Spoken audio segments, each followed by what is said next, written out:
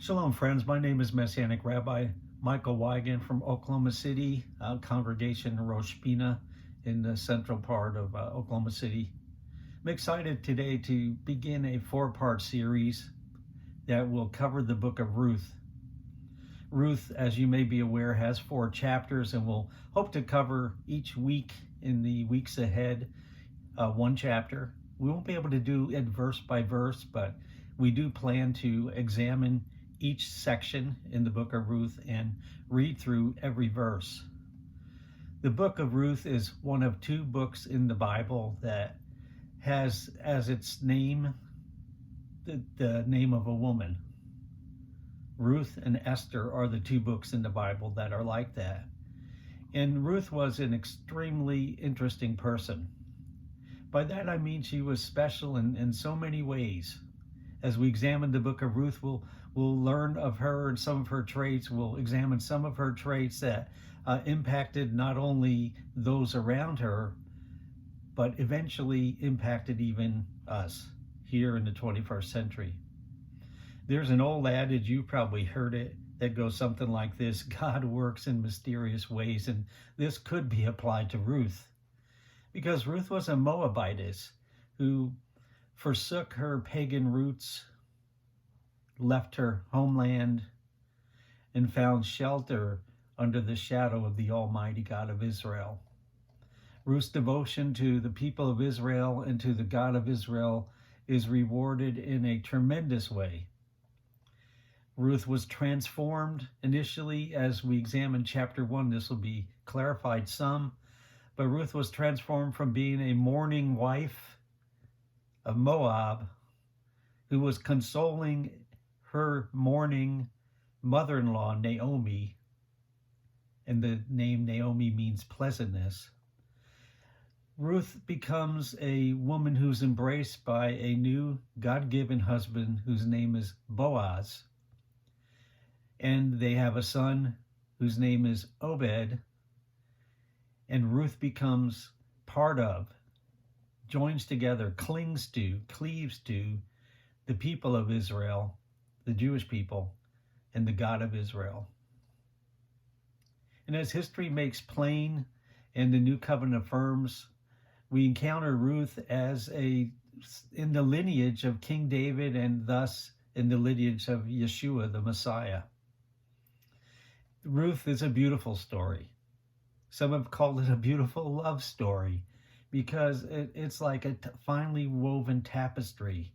That's the cords of the tapestry are such beautiful inner traits such as devotion and self-sacrifice and piety and grace and faithfulness, and bound together by divine intervention and the principles of redemption and ultimately a messianic identity.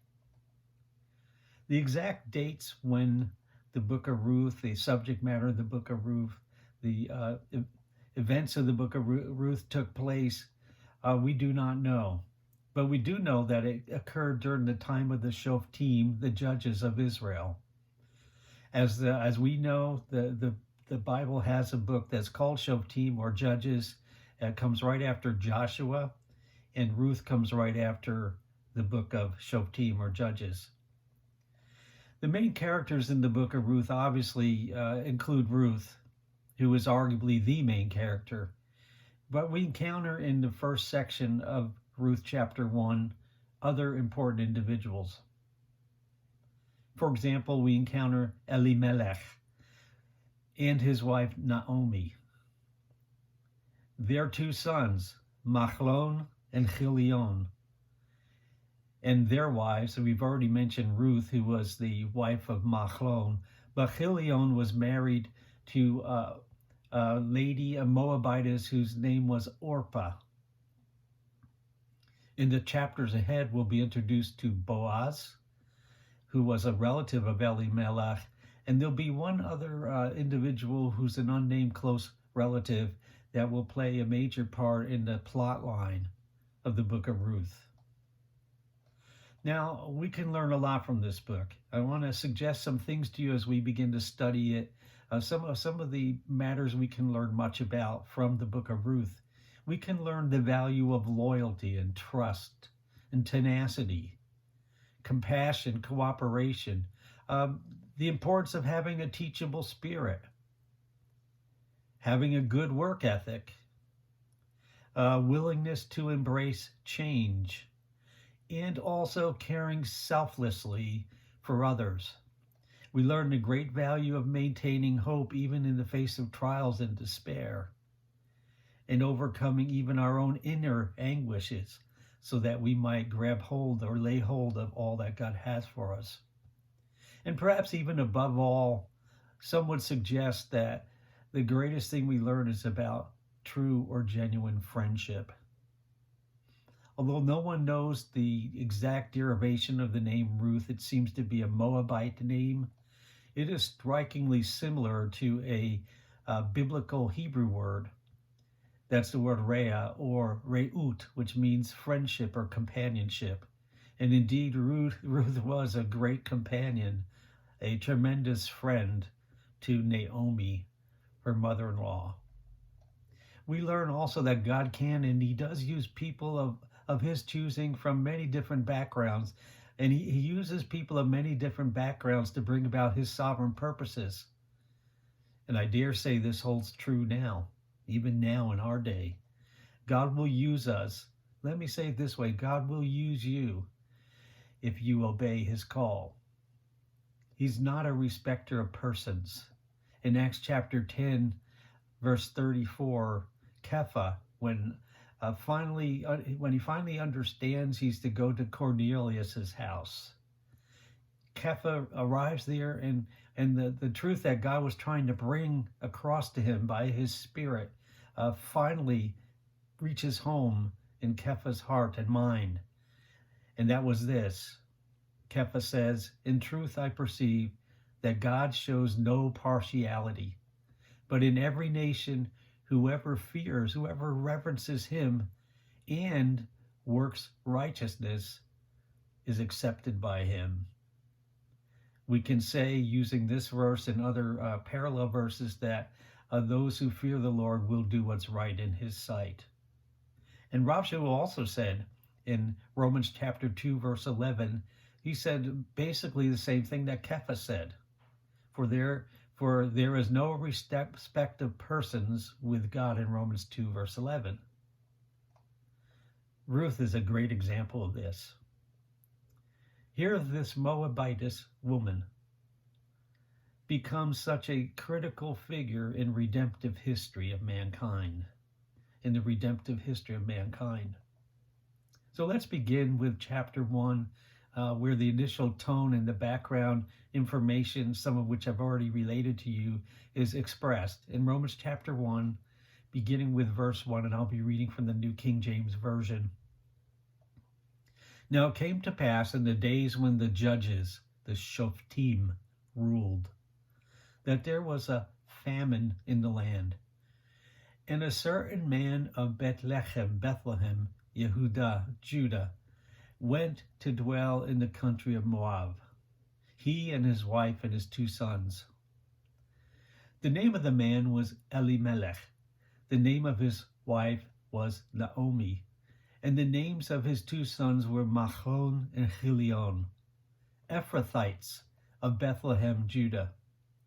And they went to the country of Moab and remained there. Then Elimelech, Naomi's husband, died. And she, Naomi, was left, and her 2 sons. Now they took wives of the women of Moab. The name of the one was Orpah, and the name of the other Ruth. And they dwelt there about 10 years. Then both Machlon and Chilion also died. So Naomi survived her 2 sons and her husband. She outlived them, is what that means.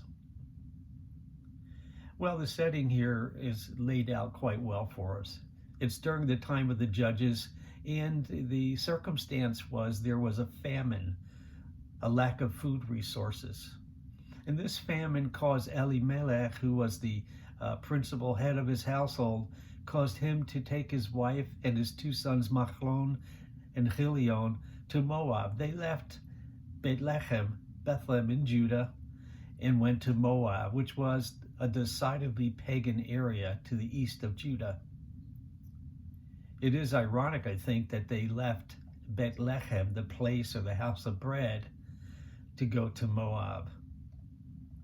Well, be sure, even as their personal circumstances help dictate their actions, our own personal circumstances sometimes affect our own personal decisions. We enter circumstances, and as we go through those circumstances, we start to formulate a basic pattern of decision.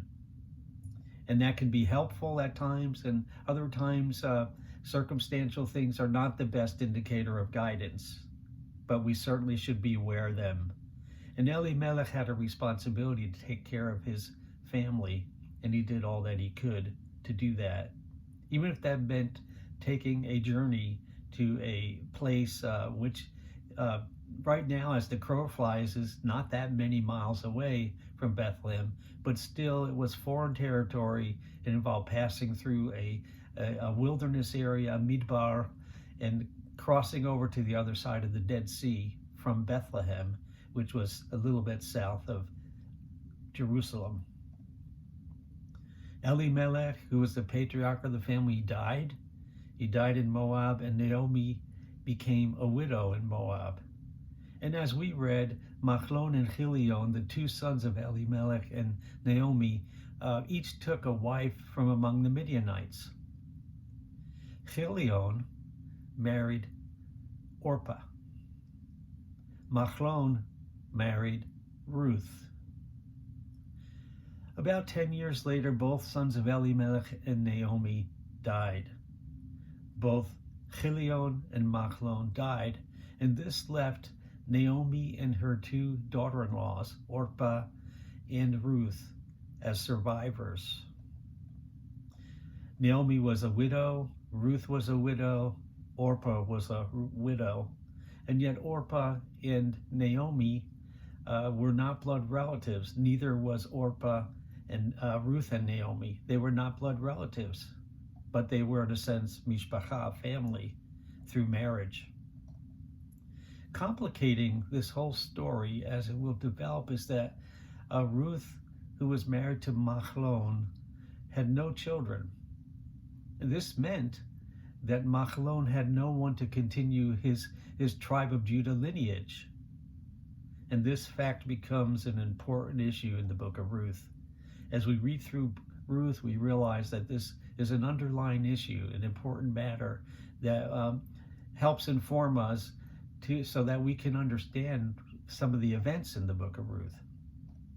Well, the loss of her husband and sons created, if I can use the Hebrew word, created a dilemma for Naomi. Should she remain in Moab as a widow, or should she return to the land of her Israelite forebears, the home of the Jewish people, the land of Judah?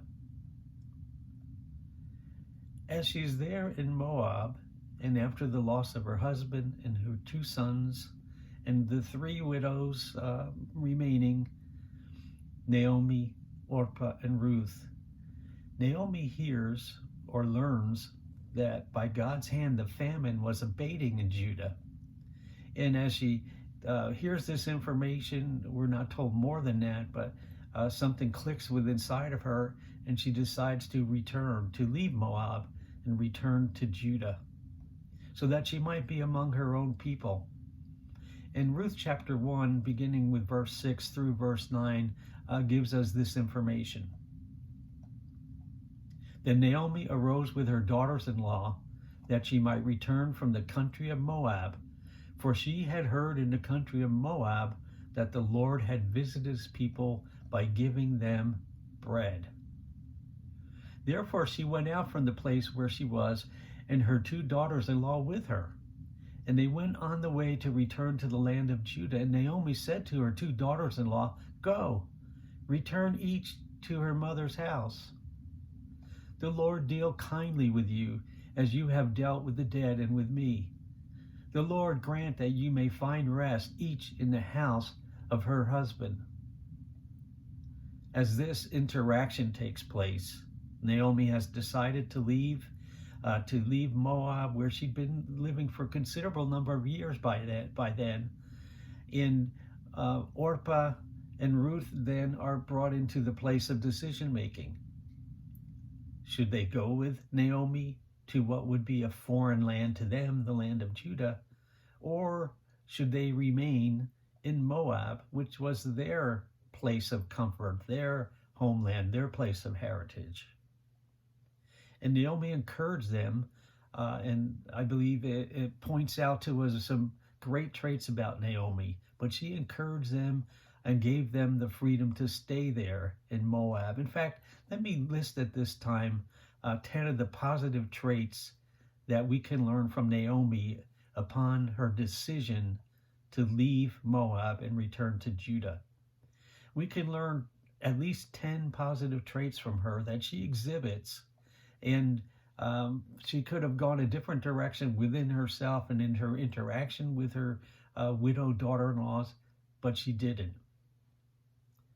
For example, one of the positive traits that she exhibited, I just simply call it courage. Being a widow at any time is not the easiest thing in life. And we need to be extremely mindful of widows among us. They deserve special care. They deserve special prayer. And they deserve also to be held with high regard according to their faith in the Messiah and their deeds. And here Naomi, who was a widower in a foreign land, was going to leave and travel to Judah. Again, it's not an easy trek. Even today, if we were to walk from Moab to Judah, it would be a considerable journey through some tough terrain, some difficult terrain. So Naomi exhibited courage when she made the decision to return to Judah. Not only was there courage involved, but she also, as she went, would be vulnerable. She was poor. One of the reasons she was returning perhaps to Judah was because of needing bread, because of food. She heard that the hand of God had brought forth bread in the land of Judah. She was vulnerable. She was poor. And remember, her two sons were dead, so she didn't really have anyone to escort her as she made this journey. So one of the positive traits that Naomi exhibited in her interaction with her daughters-in-law was that she showed courage. A second trait, she showed a willingness to change. Although Moab was not her home and apparently never became her home of homes, so to say, Moab was the place where she lived. She'd been there for a considerable number of years, well over a decade, going by textual evidence. And she was willing to change. Apparently she was up in age somewhat, because she mentions within the book of Ruth that she wasn't in the childbearing age. And she was willing to change. And for some believers, I know there's a certain intrepidation that comes upon them with the idea of change. Some people just don't like change. They resist change. You can see that on many levels in an individual's life. Yet, we are called as Messianic believers, as we walk by faith, not by sight. We are called often to a point of change. There are things in our life God may try to change. He may move us to another locale. And especially, he's actively changing our hearts, creating in us a clean heart and renewing our spirit within us.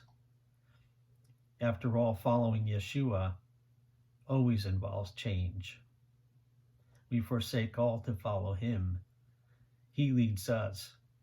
He's the one who guides us by his Holy Spirit.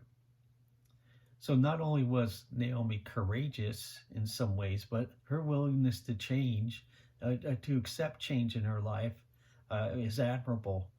And she also didn't, number three, she didn't forget her godly heritage. She didn't forget that she was from Bethlehem, Judah. Even though she might have got somewhat um, dug in, so to say, in Moab, she didn't forget her godly heritage, her godly roots. And, let me say this, we should be thankful for our own godly heritage, not only on a national level, even though that's much under attack and has been for a number of decades, specifically the godly heritage of the United States of America, but on a personal level, our family heritage. Be thankful for those in your family who showed a godly example and those in your community that exhibited godly examples. A fourth thing is, and this is a beautiful thing, Naomi prioritized what might be best for her daughter in laws, despite the potential impact on her own life.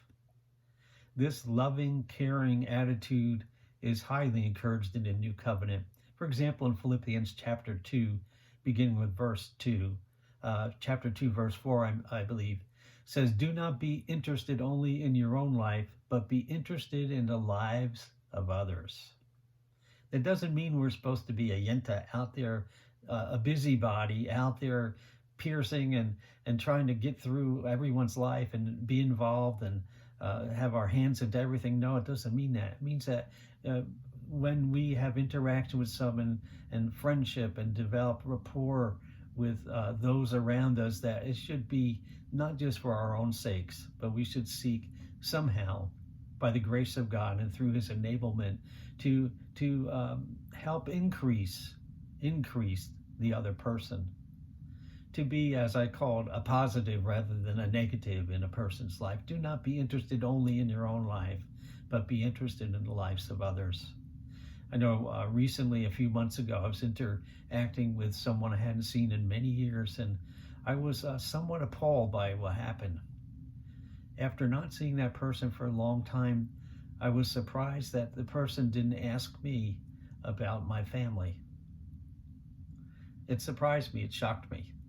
And I thought, after all these years, and when his wife got involved in the conversation, she had been away, it was the very first thing she asked me about, was my family. Now, was I just looking for him to ask me about my family? No, I wasn't, but it became noticeable to me. So please show interest in those around you. Don't just think about yourselves. Naomi seemed to do that with her daughter-in-laws. She was interested in their well-being. And number 5, Naomi gave her daughter-in-laws free will choice to decide their own futures. She, in a sense, liberated them to their own decision. That means that she recognized they were big enough, old enough, and could make their own decisions. I didn't sense a whole lot of guilt in what she said to her daughters-in-law, but she gave them free will so they could choose to decide their own futures personally. That plays a role in what transpires, because Ruth will make one decision, Orpah will make another decision, and they won't be the same decisions. They'll be different.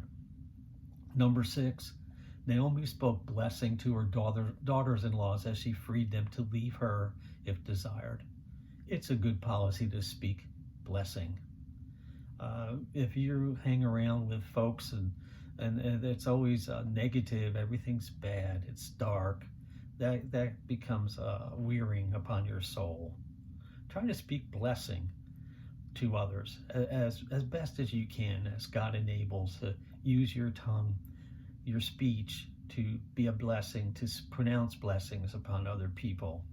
And number 7, Naomi tried to view the daughter-in-law's situation from their own mother's viewpoint.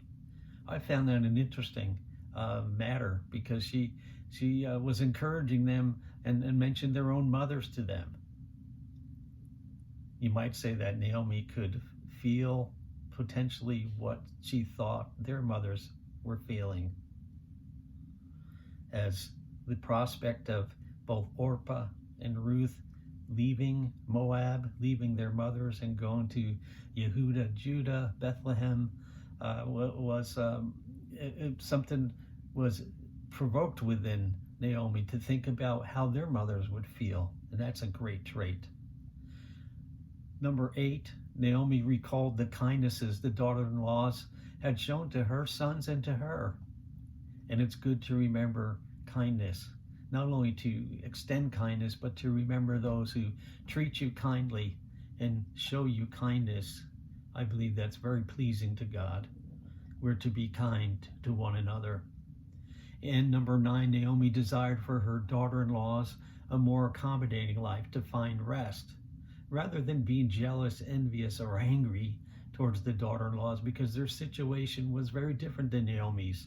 Naomi's was older. Naomi was an older person. As says, she didn't seem like she would ever have children. She desired that her daughter-in-laws would not have that as their future. She desired that her daughter-in-laws would, as the text says, would find rest, come to a more accommodating place in their life. And number 10, and finally, of good traits that we can see in Naomi, and I believe there are more than 10, Naomi affectionately encouraged her daughters-in-laws to find new husbands in their widowhood, something she had not achieved. Naomi was quite remarkable in her own right. As the story continues, initially, after Naomi recommends, even exhorts them to leave and to find their own way in life, and speaks blessing on them, and desires them to be happy with husbands and so forth. Initially, Orpah and Ruth both voiced the desire to stay with their mother-in-law Naomi as she traveled to Judah. This is expressed in Ruth chapter 1, verses 9 through 13. So Naomi kissed them, and they lifted up their voices and wept. And they said to her, "Surely we will return with you to your people." But Naomi said, "Turn back, my daughters. Why will you go with me? Are there still sons in my womb that they may be your husbands? Turn back, my daughters, go, for I am too old to have a husband. If I should say I have hope, if I should have a husband tonight and should also bear sons, would you wait for them till they are grown? Would you restrain yourselves from having husbands? No, my daughters, for it grieves me very much for your sakes that the hand of the Lord has gone out against me." There's much to say about this text, but please notice that no less than 3 times Naomi tried to discourage Orpah and Ruth from joining her on the journey to be among her Jewish people in Israel. Their response in Ruth 1:10 is significant. They both initially said to Naomi, "Surely we will return with you to your people." Underline your. We will return with you to your people. And Naomi reasoned further with them, and as she did that, and she, in essence, forcefully explained that they had no future with her, it begins to change their thinking somewhat. Naomi even encouraged them to find husbands, and she used strong emotional language as she did so. In fact, the emotions were strong. There was weeping at the prospect of parting. And it's at this very point the narrative in Ruth chapter 1 takes a dramatic turn. It begins in verse 14. Ruth 1 verse 14 makes clear, "Then they lifted up their voices and wept again, and Orpah kissed her mother-in-law, but Ruth clung to her.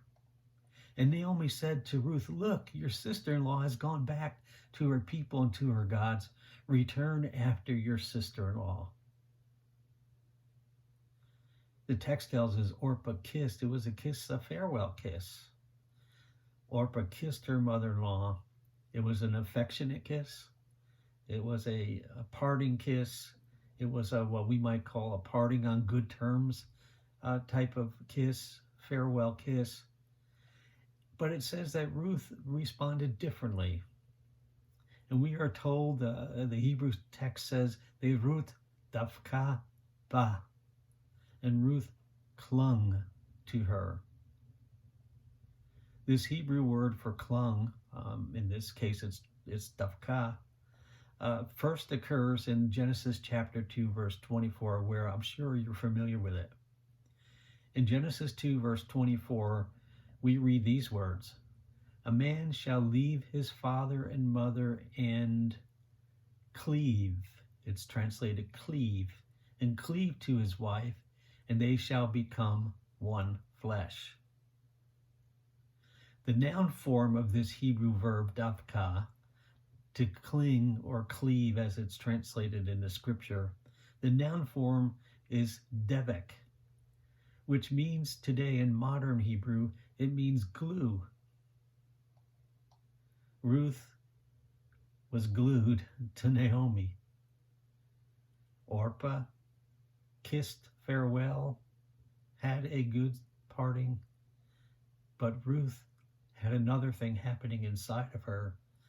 She davka, she clinged, she cleaved, she clung on to her mother-in-law Naomi. And I think the use of this very Hebrew word, already introduced in Genesis 2:24, the use of this Hebrew word to describe Ruth's interaction with Naomi indicates and points to the depth of her commitment, the depth of her inner resolve. She was going to cling like glue to Naomi. And we should not conclude, I believe, we should not conclude that Orpah did wrong by leaving Naomi. After all, it was Naomi who had given Orpah the freedom to depart and had even encouraged, exhorted her to do so. Orpah acted according to that freedom and that exhortation. She chose a different course than Ruth chose. But we should conclude that Ruth was a woman of unique inner qualities and positive traits. Inner qualities such as loyalty, faithfulness, and compassion. And beyond all these admirable traits, and maybe where the distinguishing point above all shows, Ruth seemed to deeply love her mother-in-law Naomi. And when godly love is the tie that binds a friendship or marital relationship together, the dynamic true love brings can be life-changing. And it would be life-changing for Ruth. It would be life-changing for Naomi. The bond that they had with one another, the love that they had for one another would be life-changing. It's no secret that Messianic believers, those who believe in Yeshua the Messiah, are exhorted many times in the Word of God concerning the very aspects of love in life. For example, we're told to love God. We're told to love one another. We're told to love our neighbor as ourselves. We're told to treat one another with love.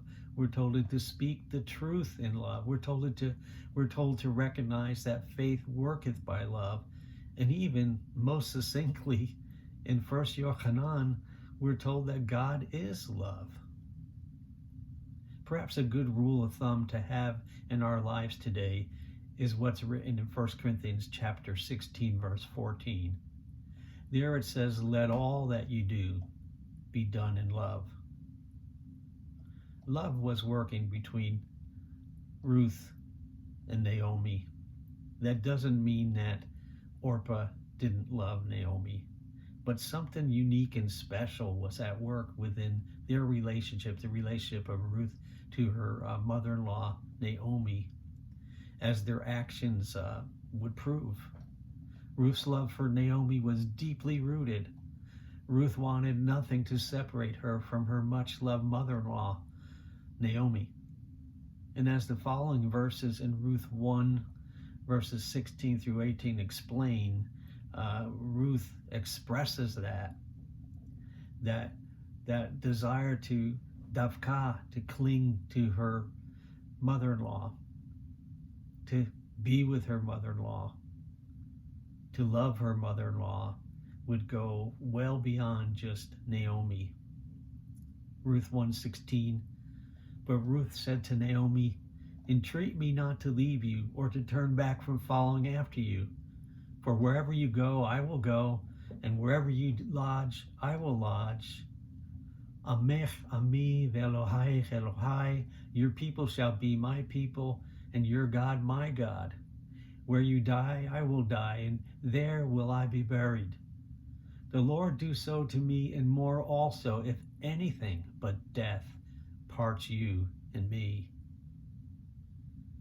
When Naomi saw that Ruth was determined to go with her, Naomi stopped speaking to Ruth about this issue. Wow, what a statement Ruth makes. That statement has reverberated throughout the annals of history. The loyalty that's shown by that statement, the love that's expressed in Ruth's statement to Naomi as she cleaved to Naomi. That statement and following through with that statement would result in great changes to Ruth's life. She expressed her personal commitment to Naomi, first of all, in practical, reassuring terms, which I believe were some of the terms that were appropriate to Naomi at that time. After all, she's leaving Moab. She had established a home there. It wasn't her homeland, but she was leaving Moab to go back to the homeland of the Israelite people, the Jewish people, Bethlehem in Judah. And as Ruth initially expresses her commitment to Naomi, she uses terms that may have been on Naomi's mind. She tells her, wherever you go, I will go. Where you lodge, I will lodge. Where you are buried, I will be buried. It seems quite likely that Naomi's thought processes were connected to those very things. As she begins to leave Moab, where am I going to stay? Where am I going to go? Where will I be buried? If something happened to me? Those type of thoughts. Now, those are not foreign thoughts to us nowadays.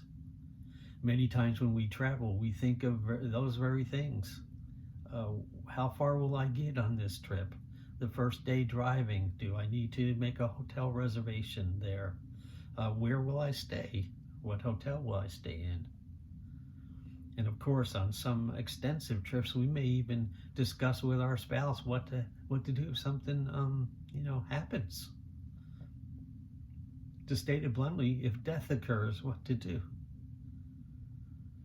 Make preparations, those type of things. And I know that sounds a bit morbid, but that is actually the term, or those are the terms that Ruth addressed Naomi with initially. But the magnificent part about Ruth's declaration is that she just doesn't stop with the practical aspects in relating to Naomi. She goes beyond the practical aspects of where will we go, where you lodge, where you're buried. She goes beyond that and expresses unwavering spiritual commitment to Naomi and to her people. She says, your people shall be my people, and your God, my God. What an incredible declaration that is. Your people shall be my people, and your God, my God. Ruth is proclaiming that she's going to follow Naomi, and she's going to connect to Naomi's people, and she believes in the God of Naomi, the God of Israel. So the dilemma of Naomi's departure and the change that departure would bring to Ruth's life resulted in a declaration by Ruth, which has been honored, held in high esteem and regard ever since that day. Wherever you go, I will go. Your God shall be my God. By her declaration, Ruth announced her decision, and we know it wasn't a quick decision. It was a deliberate decision.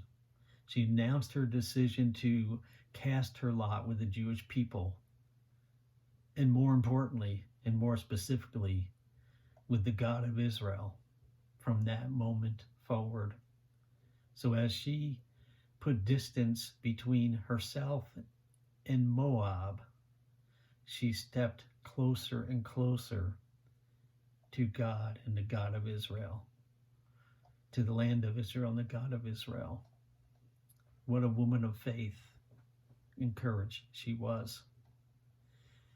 By application to you and to me, when we willingly decide to follow Yeshua the Messiah and we make a commitment, a real commitment to follow him, we should let it be known to others around us, as Romans chapter 10 verses 9 and 10 tell us. And also, Luke said, it's written in Luke, the words of Yeshua, quoting them from Luke, it says, "No one having put his hand to the plow and looking back is fit for the kingdom of God." In thinking about Ruth, what we know about her historically, there is no record Ruth ever looked back from her decision to go with Naomi, to let Naomi's God be her God. It's like she never looked back. Does Ruth's declaration, what we read in Ruth chapter 1, verses 16 through 18, her profound declaration of fealty to the Lord and to the people of Israel, does that declaration have application to the modern Messianic Jewish movement? Many would say yes. Because experience teaches us that some people come to appreciate the Messianic Jewish movement, but don't ever connect fully with it. They don't adopt a Messianic Jewish lifestyle. They may remain connected for years, but not fully. The real deal Ruths, though, in the Messianic Jewish movement, they come alongside Messianic Jewish believers, making a firm inner decision of their own heart to cling to Yeshua the Messiah and to maintain a Messianic heart lifestyle. They're side by side with Jewish believers in Yeshua. They want to help Messianic Jews and Messianic Judaism, not replace them or it. They want to come alongside in the battleground trenches of Jewish outreach and Messianic community and not seek to wrest away control of the community or disturb the community by propagating their own agendas or their own doctrines. The true Ruths in the Messianic movement are those that come alongside, who love the Messiah with all their heart and love his people, the Jewish people. I'm telling you, no doubt, Naomi was thankful for both Orpah and for Ruth. Her words express that. But Ruth was the one who made a lasting impact, not only upon Naomi, and by the way, Naomi did also on Ruth, but a lasting impact upon all of Israel and all mankind. Ruth loved the God of Israel and the Jewish people and sought to help, not hinder Naomi. And God greatly blessed Ruth, as we will learn as her saga unfolds in the book of Ruth. He was mindful of her heart of sacrifice for him and his people, much as he was for Cornelius in the time of the Shlichim, the apostles. Cornelius' righteous deeds, his generosity, his care for the Jewish people came up to heaven. God was aware of it. What an amazing story will continue to unfold in the book of Ruth as we press into it. Now, chapter 1 concludes with Naomi actually returning to Bethlehem, accompanied by Ruth. Orpah does not come to Bethlehem, but Ruth does. And we're told in chapter 1 of Ruth, verse 19, now the two of them references Naomi and Ruth. Now the two of them went until they came to Bethlehem. And it happened when they had come to Bethlehem that all the city was excited because of them. And the women said, "Is this Naomi?" And again, Naomi means pleasantness. "Is this Naomi?" But Naomi said to them, "Do not call me Naomi. Call me Mara," which means bitter. "Call me Mara, for the Almighty has dealt very bitterly with me. I went out full, and the Lord has brought me home again empty." Perhaps a reference to her husband and 2 sons and more. Why do you call me Naomi, since the Lord has testified against me and the Almighty has afflicted me? So Naomi returned, and Ruth the Moabitess, her daughter-in-law, with her, who returned from the country of Moab. Now they came to Bethlehem at the beginning of the barley harvest. What a profound passage that is.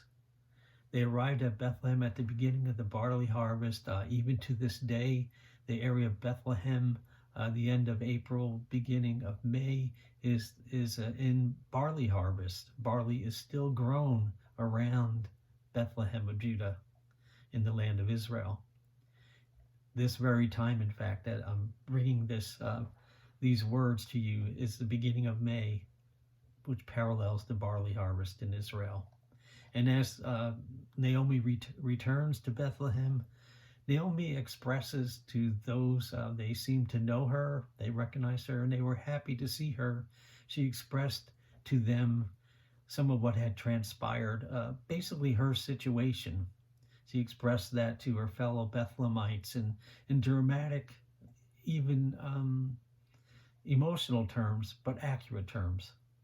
She referred to herself as Mara, bitter.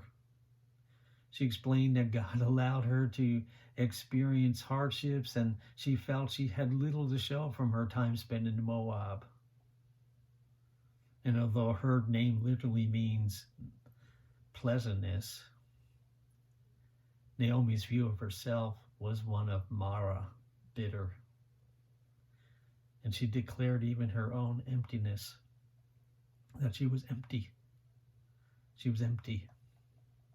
But in reality, Naomi was a rich widow, rich in ways that the world doesn't often perceive. And she would be a vessel to bring enrichment to all of Israel, and indeed to the whole world. She brought back with her a great treasure, a treasure of treasures. That treasure was her beloved Ruth the Moabitess. Ruth, this Moabite woman, will figure greatly in mankind's redemptive history. God's sovereign plan took a giant step forward when Ruth clung to Naomi and returned with Naomi to Bethlehem in Judah. That was a critical moment, not only in Ruth's life, but we can say in the history of Israel, that this Moabitess woman, this Moabite, would recognize God in Israel and recognize that God was at work in Israel and desire to cast her lot, not only with the people of Israel, but with the God of Israel. God willing, we will continue next week in our regularly scheduled Bible study with Ruth chapter 2, and encourage you to read the book of Ruth, at least for next week, at least chapter 2. And may the Lord bless you, and thank you so much for tuning in to this presentation. Shalom.